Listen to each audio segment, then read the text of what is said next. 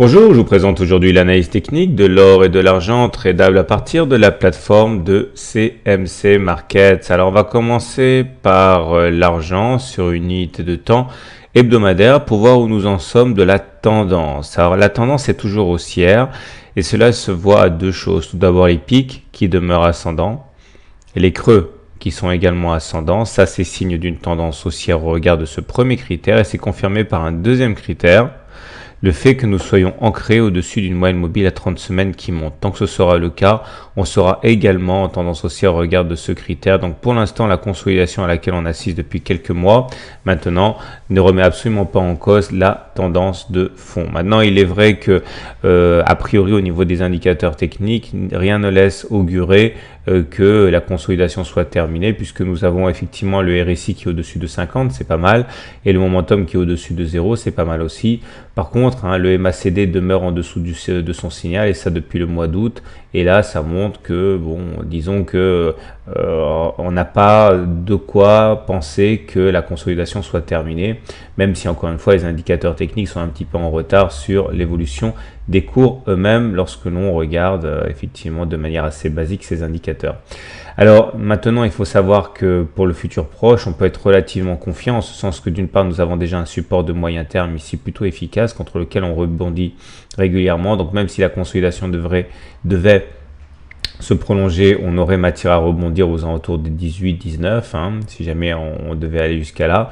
Et puis surtout, on est à l'intérieur d'une figure d'élargissement descendante. Ici, vous voyez ces deux obliques rouges, deux obliques divergentes mais descendantes toutes les deux. Il faut savoir que ce genre de figure se casse plus souvent par le haut que par le bas. Donc ça aussi, c'est assez encourageant. Et maintenant, quand on regarde les ratios de Fibonacci, quand on prend toute la jambe de hausse qu'il y a eu, de 15,8 à 21 $ l'once, on voit qu'on a retracé les 23,6% de Fibo, les 38, et là il semble bien que les 50% soient assez solides. Et tant qu'on maintient ces 50% des Fibonacci aux alentours de 18,5 là, eh bien on n'a aucune raison de penser qu'on ira chercher le niveau suivant de Fibo à 61,8% sur les 17,87. Donc pour l'instant ça a l'air de tenir, mais on surveillera de près quand même ces 18,5. On va terminer avec une analyse de type Ishimoku de l'argent pour voir que là aussi ça confirme qu'on est en tendance haussière, on est bien au-dessus du nuage là.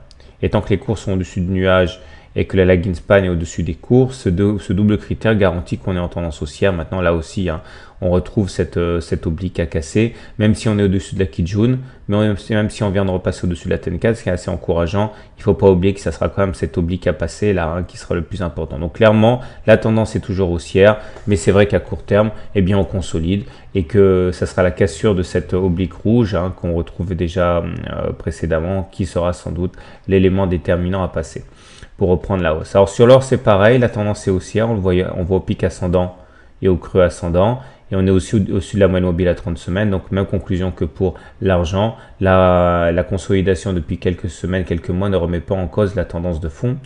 Et là aussi, au niveau des indicateurs techniques, rien ne dit que la consolidation soit terminée pour l'instant, puisque le MACD est en dessous de son signal, même si le RSI et le momentum, eux, sont plutôt bien positionnés. Il nous manque quand même le MACD qui soit en bonne position pour être optimiste à très court terme.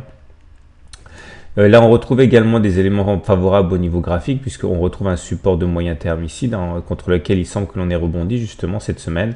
Et on est dans un biseau descendant, en rouge ici. Il faut savoir que les biseaux descendants, c'est comme les figures d'élargissement descendantes, ça se casse plus souvent par le haut que par le bas, et ça, c'est assez encourageant. Et pour terminer, l'Ishimoku également, donc pareil, même constat, on est au-dessus du nuage, donc les cours sont en tendance haussière. Et je vous invite à regarder cette grande oblique ici descendante. Si on arrivait à passer au-dessus, c'est-à-dire aux alentours de 1320, 1330, et qu'il faudrait une confirmation d'ailleurs de la lagging span qui casserait également cette oblique, eh bien, on pourrait effectivement envisager une nouvelle grosse impulsion haussière. Donc, ce sera mon juge de paix. Les cours au-dessus de 1320 et la lagging span qui passe également cette oblique orange. Et là, effectivement, à mon avis, on serait prêt pour une nouvelle impulsion haussière. Pour l'instant, on consolide en tendance haussière. Je vous souhaite une bonne semaine et je vous dis à la semaine prochaine pour la mise à jour. Et n'oubliez pas de vous inscrire au webinaire gratuit de mardi soir où quelques actions, vos actions préférées, seront analysées en direct.